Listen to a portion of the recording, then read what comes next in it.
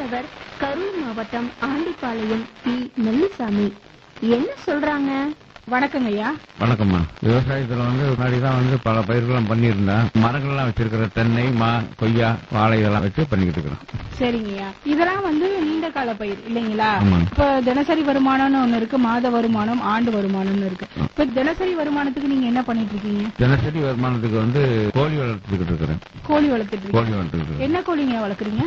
கோழி முன்னாடிலாம் நாட்டுக்கோழி தான் அசீல் எல்லாம் பண்ணிக்கிட்டு இருந்தேன். இப்போ ஒரு 4 மாச அளவுல கிராமப்பிரியான்னு ஒரு கோழி வளர்த்திக்கிட்டு இருக்கிறேன். இது முட்டைக்காக பண்ணிட்டு இருக்கிறேன். ஒரு நாள் குஞ்சு தான் வாங்கிட்டு வர்றேன். அந்த ஒரு நாள் குஞ்சு வாங்கிட்டு வந்த ஒரு குஞ்சுக்கு 1 வாட்ஸ் வெப்பநிலை கொடுக்கணும். குஞ்சுக்கு லைட் போடணும். பல்ப்பு போட்டு விட்டு தொங்க விட்டுட்டோம்னா சும்மா ஒரு அடி மேல வச்சு தொங்க விட்டோம்னா அந்த வெப்பநிலைக்கு பக்கத்துலயே அது தேவைக்கும் போது பல்ப்பு கிட்ட போய் இருக்கும். ஜூடு வேணும்னா இல்லைன்னா தின்னுக்கு இருக்கும். அப்புறம் வேணும் போது அது மாதிரி இருந்துகிட்டு இருக்கேன். 10 நாளைக்கு அது மாதிரி வைக்கணும். 2 நாளைக்கு ஒரு தடவை அப்படியே பல்ப்பு கொஞ்சம் கொஞ்சம் அப்படியே மேல தூக்கிட்டே போயிடணும். ஏன்னா குஞ்சு பெருசா கொஞ்சம் தூக்கி வச்சுக்கிட்டா அதுக்கு வெப்பநிலை கணக்கா இருக்கு. அப்புறம் திரும்ப 10 நாள் முடிஞ்சோட பல்ப்பு போட வேண்டியதில்லை. பனிக்காலமா இருந்ததுன்னா பகல்ல ஒரு 10 நாளைக்கு போட்டா போதும். இரவுல 15 நாளைக்கு கூட போடணும். அது மாதிரி போட்டுக்கிட்டு வந்தா குஞ்சு எந்த இறப்பு இல்லாம நல்லா ஆரோக்கியமா வரும். அதாவது வீட்டுக்கு ஒரு விருந்தாளி வர்றன்னா முதல் மரியாதை தண்ணி தான் கொடுக்கணும். அது மாதிரி கோழிக்கு தீவனம் கொடுக்கும் காட்டியே முதல் மரியாதை அதுக்கு தண்ணி கொடுக்கணும். தண்ணி கொதிக்க வச்சு ஆற வச்சு கொடுக்கணும் தண்ணி குஞ்சுக்கு. அது மாதிரி கொடுத்துட்டு வரணும். அதுல சீரகம்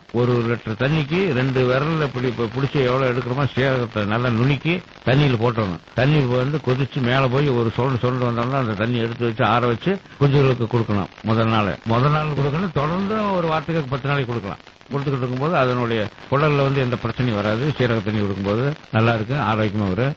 பகல்ல 10 நாளைக்குமா, இரவுல 15 நாளைக்கு கொடுக்கணும். பனிக்காலத்துல மற்ற வெயில் காலத்துல கொடுக்கவே வேண்டியதில்லை. நல்ல வெயில் அதிகம் வெப்பமா இருக்கும்போது ஒரு நாளுக்கு கொஞ்சம் எல்லாம் கொண்டு வந்தா வெயில் பல்பை போட வேண்டியதில்லை. பல்ப் போடாம அது பாட்டுக்கு ஒன்றும் பிரச்சனை வராது. கொஞ்சம் தட்பவெப்பநிலை மாறி இருக்குன்னா அப்ப லைட் போட்டு ஒரு வாரத்துக்கு கொடுத்தா போதும். இப்ப குஞ்சு பொரிச்சதுல இருந்து எத்தனை நாள் வரை நம்ம ரொம்ப கவனமா பாத்துக்கணும்? குஞ்சு பருவம் தான் நமக்கு மெயின். 30 நாள் வரல குஞ்சை காப்பாத்திட்டோம்னா அதுக்கு தகுந்த தேவைகள்லாம் கரெக்டா பராமரி பண்ணிட்டோம்னா ஒன்னும் இழப்பு வராது. இந்த 30 நாளுக்குள்ள 7 நாள்ல எப்பொன்னு ஊசி தண்ணில போட்டுறான், மருந்து கொடுத்துறான். 21வது நாள் லசட்டா கொடுத்துறான். அப்புறம் 56 நாள்ல இருந்து 60 நாளுக்குள்ள ஆர்டிவிக்கன்னு ஒரு மருந்து இருக்குது, இறக்கில போடுறது, அதை கொடுத்துருவான். 1/2 கிலோ வெயிட் வந்துருச்சுன்னா அதை கொடுத்துடலாம். 1/2 கிலோக்கு வெயிட் கம்மியா இருந்ததுன்னா கொடுக்கக்கூடாது. 1/2 கிலோ வெயிட் வந்துடும். நம்ம தீவனம்லாம் கரெக்டா கொடுத்துட்டு வந்தோம்னா சோட்டு கட்டாள ஜூஸ் இது மாதிரி இதெல்லாம் கொடுத்துட்டு வந்தோம்னா குடல்ல இருக்கிற அந்த கழிவு எல்லாம் பூச்சி எல்லாம் இதாயிரும். தினசரி பராமரிப்பு தான் முக்கியம். ஒட்டகையை சுத்தமா வச்சுக்கணும். இந்த ஆள் கோலத்தை கிண்டி விடணும். 4 நாளைக்கு ஒரு தடவை காலில் அப்படி கிளறி விட்டு சுத்தம் பண்ணி வச்சுக்கணும். அப்பதான் உள்ள நப்பு இல்லாம இருக்கும், ஈரம் இல்லாம இருக்கு. அதனுடைய எச்சங்கள்லாம் விழுவும் போது அதை கிளறி விட்டுக்கிட்டு இருந்தோம்னா காத்தோட்டமா எந்த பிரச்சனையும் இருக்காது. கடலை உடைச்சோம்னா அந்த பொட்டு வரும்ல, தொரலி வரும்ல, அதை போட்டு வச்சுக்கிறோம். சரிங்க. அது ஒரு 1/2 அடிக்கு 4 இன்ச்சு 5 இன்ச்சு அளவுக்கு போட்டு வச்சிட்டோம்னா உள்ள எந்த பிரச்சனையும் வராது. அந்த கொட்டகை அமைப்பை பத்தி எங்களுக்கு கொஞ்சம் விளக்கமா சொல்லுங்க. கொட்டகை அதாவது 250 கோழின்னா ஒரு கோழிக்கு ஒரு சதுரடி வேணும். 250 கோழின்னா இப்போ 27 அடி நீளம், 11 அடி அகலம், அந்த அளவுக்கு வச்சு கொட்டகை 9 அடி உயரத்துக்கு கொஞ்சம் மேல கூட இருக்கலாம். ரொம்ப கீழாலே இருக்கக்கூடாது, மேல உயரமத்தே இருக்கணும். 9 அடி 10 அடியோட வைக்கலாம், 11 அடியோட வைக்கலாம், ஒன்றும் தப்பு இல்லை. வச்சுட்டு சைட்ல 4 ஓடு கோழி வலை கட்டிடணும். கோழி வலை கட்டி வச்சு காத்தோட்டம் கொடுக்கணும். கோழிக்கு காத்தோட்டம் தேவைப்படுது. அதிகமும் காத்து படக்கூடாது, அதிகம் காத்து இல்லாம இருக்கக்கூடாது. அது மாதிரி பண்ணிக்கணும். மழை காலத்துல பனி காலத்துல சைட்ல ஒது கட்டிக்கணும். வெயில் காலத்துல தூக்கி விட்டு காத்து உள்ள போற மாதிரி பண்ணிக்கணும். அது மாதிரி வச்சு செஞ்சுட்டு வரணும். மேற்கூரை தென்னைக்கீத்து போட்டு தான் போட்டு பண்ணிருக்கிறோம். சரிங்க. வேற இயற்கை இடர்பாடுகள் ஏதாவது வருமா? வரும். பாம்பு வரும். ஒரு 5-6 வருஷத்துக்கு முன்னாடி உள்ள பாம்பு போய் ஒரு 10-13 கோழி போயிடுச்சு. அதுவும் பிரச்சனை இருக்குது. அதுல இருந்து எப்படி பாதுகாப்பீங்க? சுத்தி கோழி வேலை தான் இருக்குது. சுத்தி வசம்பு, மஞ்சத்தூள் இதெல்லாம் கலந்து தண்ணி தெளிச்சுட்டு வந்துட்டோம்னா ஓரளவுக்கு அந்த வாடகை வராது. வாரத்துல ஒரு தடவை ஸ்ப்ரே பண்ணி விட்டோம்னா பாம்பு கிட்ட வராது. வாரத்துல ஒரு தடவை செஞ்சா ஒரு வாரத்துக்கு அந்த ஸ்மெல் இருக்கு. இன்னும் பாதுகாப்பு பண்ணோம்னா நம்ம இந்த மீன் வலை இருக்குது பாருங்க, அந்த வலையை சுத்தி போட்டு விட்டோம்னா அப்படியே பாம்பு வந்தாலும் அந்த வலையில் மாட்டிக்கு. அது மாதிரி நாங்க போட்டுக்கிறோம். இப்ப புறக்கடையில விடும் போது பறவைகள் தொல்லை எல்லாம் இருக்குங்களா? அதாவது பறவைகள் தொல்லைன்னா சின்ன குஞ்சா இருந்ததுன்னா காக்காயெல்லாம் கூட கொத்த வரும்.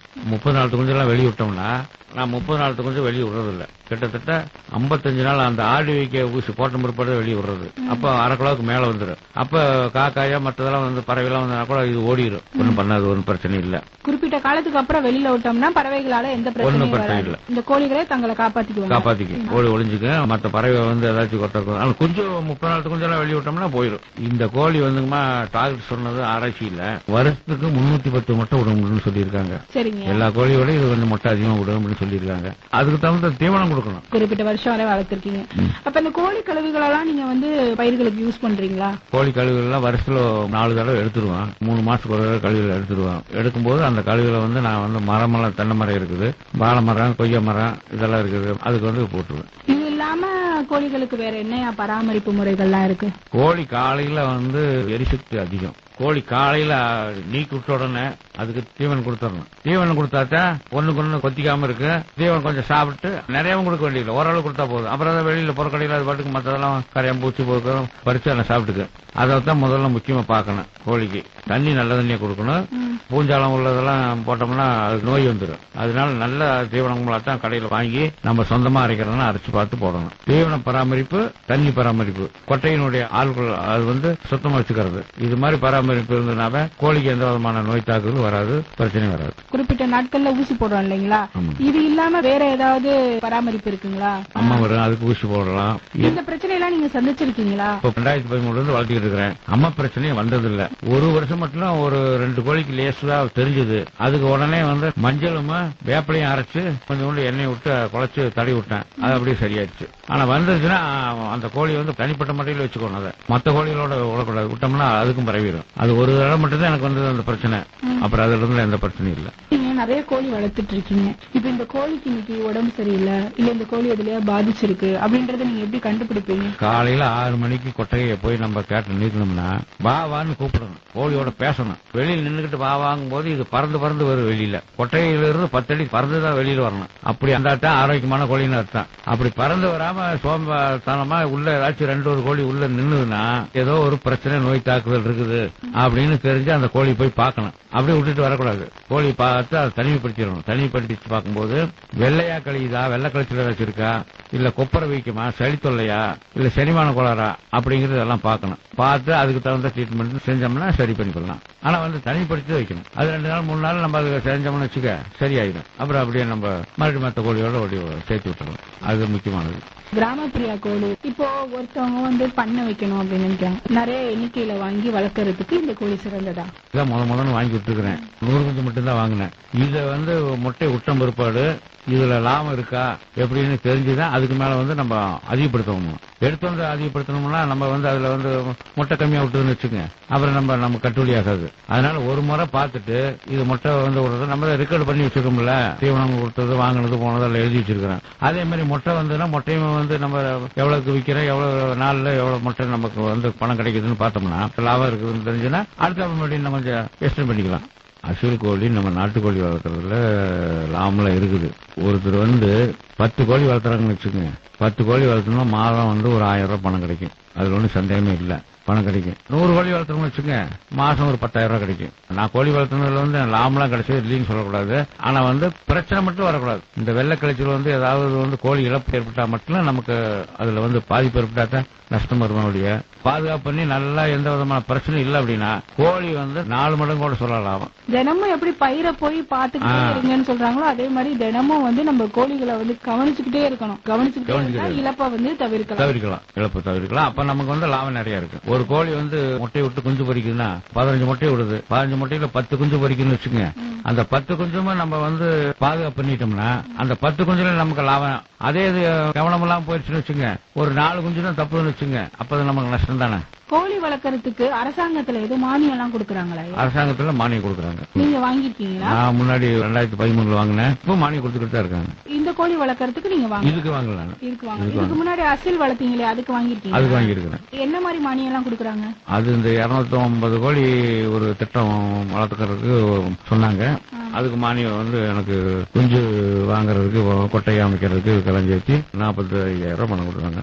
இப்ப 1000 கோழி வளர்க்கறதுக்கு கொடுக்குறாங்க. இப்ப இந்த கோழி வளர்க்கணும் அப்படின்ற ஆர்வம் வந்து இப்ப நகர்ப்புறத்துல இருக்கவங்களுக்கு இருக்குன்னு வச்சுக்கோங்களேன். என்கிட்ட இடம் இல்ல, ஆனா எனக்கு வந்து கோழி வளர்க்கணும்னு ஆசை. இந்த கோழிகளை வளர்க்கலாமா? அதாவது வந்துங்க இப்ப இதுல என்னன்னா நகர்ப்புறத்துல வந்து பெரிய கொட்டையை போட்டு வளர்க்கறதுக்கு இடம் பத்தாது. அவங்க வந்து என்னன்னா கூண்டு முறையில 10 கோழி வளர்க்குற மாதிரி 5 கோழி வளர்க்குற மாதிரி அவங்களுக்கு தேவைக்கு தகுந்தாப்புல முட்டை கோழி வளர்த்தலாம். ஒரு 5 கோழி 10 கோழி வளர்க்குற மாதிரி சின்ன கூண்டு தயார் பண்ணி அது மூலியம் வளர்த்தனோம்னா அவங்களுக்கு வந்து டெய்லி முட்டை கிடைக்கிற மாதிரி சாதி முட்டை புறக்கடையில் விட்டு வளர்த்தினா தான் கோழி ஆரோக்கியமா வரும், நல்லா இருக்கு. பல இதெல்லாம் சாப்பிடறதுனால முட்டைகளுடைய சத்துக்கள் ருசியாவும் இருக்கு, நல்லா இருக்கு. கூண்டு முறையில் வளர்க்கறது நல்லா இருக்கு, அதுக்கு தகுந்த தீவனங்களை கொடுத்தா நல்லா வரும். இப்போ ஒருத்தவங்க கோழி வளர்க்கணும்னு நினைக்கிறாங்க, வீடா இருக்கட்டும், பண்ணையா இருக்கட்டும், கிராமப்புறங்களா இருக்கட்டும், வளர்க்கணும்னு நினைக்கிறாங்க. இந்த முறையெல்லாம் நீங்க பராமரிங்க, இந்த கோழி நல்லா இருக்கும் அப்படின்னீங்கன்னா நீங்க என்னென்ன சொல்லுவீங்க? யாரா இருந்தாலும் முதல்ல கொஞ்சமா வாங்கி வளர்த்தணும். இடம் வசதி அதிகமா இருந்தா கூட இந்த கோழி வந்து முதல்ல கொஞ்சம் வாங்கி ஒரு 10 குஞ்சோ 20 குஞ்சோ வாங்கி வளர்த்தணும். வளர்த்தி அதுக்கு மேல அதனுடைய அனுபவத்தை தெரிஞ்சுக்கிட்டு இது நல்லா இருக்குது, நமக்கு வருமானம் நிறைய கிடைக்கும்னு தெரிஞ்சுன்னா அப்ப நம்ம எக்ஸ்டெண்ட் பண்ணிக்கலாம். எடுத்து வந்து அதிகமா ஒரு 1000 குஞ்சு 2000 குஞ்சு வாங்கி வளர்த்தக்கூடாது. கோழியினுடைய பராமரிப்பை நம்ம தெரிஞ்சுக்கணும். முதல்ல கோழி எவ்வளவு உணவு சாப்பிடுது, தீவனம் சாப்பிடுது, எப்படி அதை பாதுகாக்கணும், குளிர்காலத்துல எப்படி பாதுகாக்கணும், வெயில் காலத்துல பாதுகாக்கணும், இதெல்லாம் வந்து தெரிஞ்சுக்கணும். அதுக்கு வந்து நோய் தாக்குதெல்லாம் வரும். அப்ப வந்து அதெல்லாம் வந்து நடைமுறையில நம்ம வந்து அனுபவத்தில் தெரிஞ்சுக்கிட்டா தான் அதுக்கு மேல நம்ம வந்து தைரியம் கிடைக்கும். சரி இப்ப இந்த பிரச்சனை எல்லாம் வருது, இந்த நேரத்துல இந்த பிரச்சனைக்கு இப்படித்தான் செய்யணும், இதுக்கு பாதுகாப்பு பண்ணணும், மருந்து கொடுக்கணும் அப்படின்னு தெரிஞ்சுக்கிட்டோம்னா அதுக்கு மேல வந்து நம்ம வந்து எக்ஸ்டெண்ட் பண்ணி கோழி அதிகமாக வளர்த்துக்கலாம். முறையா பராமரிச்சு பாத்துக்கிட்டு வளர்த்தோம்னா அது எந்த பிரச்சனையும் இல்லாம ஒரு லாபகரமான தொழிலா அமையறதுக்கு இந்த கோழி வளர்ப்பு வந்து சிறந்தது. இழப்பு இல்லாம இருந்தா கோழியில் இருக்கிற ஒரு லாபம் எதுலயுமே கிடையாது. ரொம்ப நன்றிங்க, சிறப்பா சொன்னீங்க. குறிப்பிட்ட காலம் வரை கோழி வளர்த்திருக்கீங்க, உங்களுக்கு அதுல நிறைய அனுபவம் இருக்கும் இல்லைங்களா? இப்பயும் நீங்க வந்து இன்னொரு ரக கோழியை வளர்க்குறீங்க. நானும் கோழி வளர்க்கலாம்னு நினைக்கிறேன், இல்ல எனக்கு வந்து முட்டை வேணும், இல்ல குஞ்சுகள் வேணும் கேக்குறாங்க அப்படின்னா, இல்ல எங்க வாங்கணும் அப்படின்ற சந்தேகம் இருக்கு அப்படின்னா உங்களை தொடர்பு கொள்ளணும்னா உங்க தொலைபேசின்னு சொல்லுங்க. 94 88 61 34 51. நன்றிங்க. நன்றிங்க.